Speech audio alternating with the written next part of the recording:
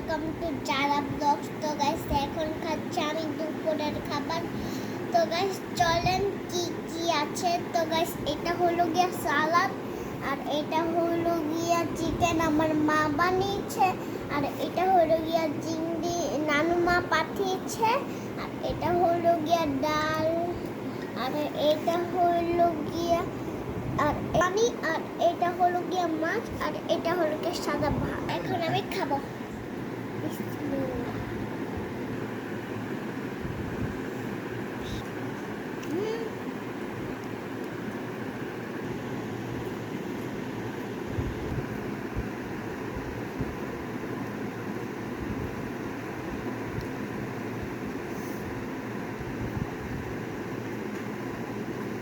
এখন আমি নেব চিকেন।